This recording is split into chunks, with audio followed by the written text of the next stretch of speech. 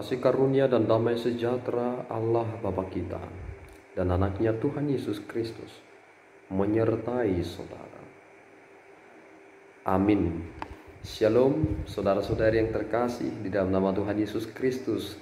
Senang bisa menyapa saudara di tempat saudara berada hari ini, dalam dimensi yang berbeda tetapi dalam dunia yang sama. Sebagai insan yang diciptakan untuk Tuhan, sebelum kita melakukan rangkaian aktivitas kita pada hari ini, marilah kita mengawalinya dengan mendengarkan firman Tuhan. Shalom, selamat pagi buat kita semua. Sebelum kita melakukan aktivitas kita pada hari ini, mari kita terlebih dahulu mendengarkan firman Tuhan yang tertulis di Roma 2 ayat 16. Demikian bunyinya: hal itu akan nampak pada hari bila mana Allah sesuai dengan Injil yang kuberitakan akan menghakimi segala sesuatu yang tersembunyi dalam hati manusia oleh karena Kristus Yesus. Demikian bunyinya. Shalom. Saudara-saudari yang terkasih di dalam nama Tuhan Yesus Kristus, judul perikop kita pada hari ini adalah hukuman Allah atas semua orang. Karena kita adalah ciptaan Tuhan, maka segala sesuatunya, ujung dari apa yang kita kerjakan berada di tangan Tuhan. Apa yang saudara kerjakan di dunia ini segalanya Tuhan ketahui, sehingga apa yang boleh kita kerjakan semuanya menuntut pertanggungjawaban. Paulus menyoroti hal-hal yang terjadi di antara jemaat yang ada di Roma. Ada orang yang menganggap bahwa keberimanan itu menjadi benar ketika dia berada di bawah tuntutan hukum Taurat. Tetapi Paulus menegaskan satu hal, bahkan mereka yang tidak berada di bawah tuntutan hukum Taurat tetapi melakukannya dengan tergerak oleh hatinya, maka mereka juga melakukan hukum Taurat itu bagi dirinya. Mengapa demikian? Karena ternyata hukum itu telah tertulis di dalam hati mereka, sedangkan orang-orang Yahudi hanya mendengarkan tentang hukum Taurat tetapi tidak melakukannya.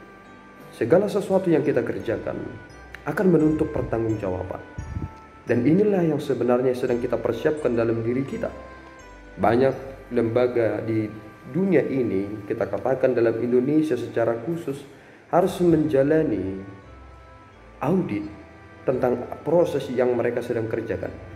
Sebenarnya setiap proses itu mereka mempersiapkan diri mereka sehingga tidak ada cacat yang ditemukan dalam pemeriksaan, sehingga mereka bisa lolos dan mereka dapat bersuka cita karena tidak didapatkan kecurangan dan kecacatan dalam segala aspek yang mereka sedang kerjakan. Dan kita sebenarnya sedang mempersiapkan diri kita untuk apa yang sedang disampaikan oleh Rasul Paulus. Hal itu akan nampak pada hari bila mana Allah sesuai dengan Injil yang kuberitakan akan menghakimi segala sesuatu yang tersembunyi dalam hati manusia oleh Kristus Yesus. Segala sesuatunya tidak akan luput dari penghakiman yang dilakukan oleh Yesus Kristus, bahkan yang tersembunyi di dalam hati sekalipun. Tidak ada ukuran yang dapat kita ukurkan kepada orang yang ingin melakukan kejahatan di dalam hati, karena tidak ada tolak ukurnya, dan kita tidak mengetahui sampai ke ranah tersebut.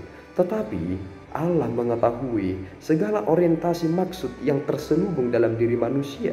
Itu mengapa tidak ada orang yang luput dari segala penghakiman itu. Dan inilah yang sebenarnya dituntut dari kita, bahwa jika saudara melakukan penghakiman kepada orang lain, ternyata saudara juga melakukan itu, saudara tidak akan lepas. Ada suatu hal yang terjadi di dalam dunia ini, ketika ada orang yang berkata bahwa aku adalah benar, dan karena aku adalah benar, maka aku yang akan memutuskan sebuah perkara dan menghukum dia. Tetapi ada orang, karena ia tidak mau seseorang itu menjatuhkan hukuman atas dirinya, akibatnya ia merasa orang lain tidak pantas untuk menghukum dia, sehingga dia menjadi orang yang menghakimi dirinya sendiri dengan melakukan bunuh diri. Dan Yudas melakukan hal yang serupa. Mengapa demikian? Karena ternyata apa yang ia kerjakan itu, ia tidak mampu untuk mencari cara lain, sehingga ia harus memutuskan dalam dirinya mati dengan secara tidak terhormat. Dan itulah tanda orang yang tidak mau kembali lewat pertobatan. Maka saudaraku yang terkasih, Tuhan telah memberikan kita hati yang diperbaharui. Di dalam hati kita, di dalam diri kita ada iman, kasih, dan pengharapan. Sehingga kita harus menunjukkan hal ini kepada orang lain. Kita harus respect dengan kelemahan mereka, tidak menutup-nutupi kekurangan satu sama lain, tetapi kita saling menyatakan kebenaran itu, sehingga patron dalam kehidupan kita adalah kebenaran, bukan persepsi pribadi. Ingat, Tuhan Maha melihat dan Tuhan Maha tahu apa yang kita kerjakan. Kita tidak akan luput dari penghakiman nantinya. Kerjakan pekerjaan saudara dengan bertanggung jawab dan tunjukkan kepada dunia bahwa saudara berada dalam pemeliharaan anugerah Tuhan. Tuhan Yesus memberkati. Kita berdoa.